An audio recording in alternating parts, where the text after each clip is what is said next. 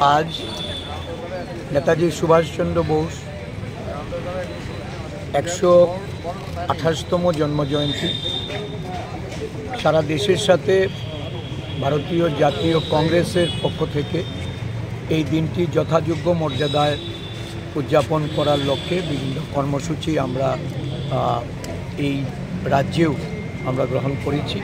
আজকে সকালে পতাকা উত্তোলনের মধ্য দিয়ে তার শুভারম্ভ হয়েছে। নেতাজি এই জন্মদিন আমরা ওনার প্রতি শ্রদ্ধাঞ্জলি অর্পণ করে একজন স্বাধীনতা অগ্রগণী সেনাপতি রূপে স্বাধীনতা আন্দোলনের অন্যতম পুরোধা হিসাবে ওনাকে আমরা শতকোটি শ্রদ্ধা জানাই। দেশ এক সংকটজনক পরিস্থিতির মধ্য দিয়ে যাচ্ছে।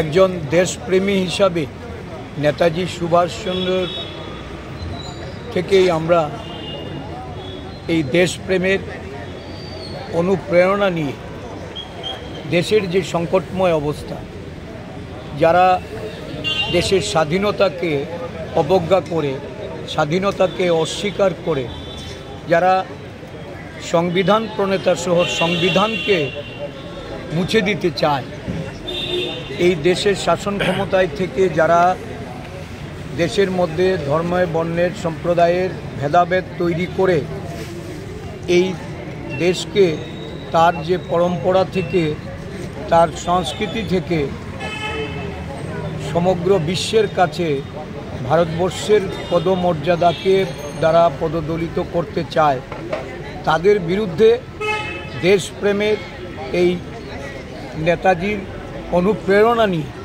লড়াইয়ে ব্রতী হতে সমগ্র দেশবাসী, ত্রিপুরাবাসী এবং জাতীয় শ্রেণী সবাই ঠিক আছে।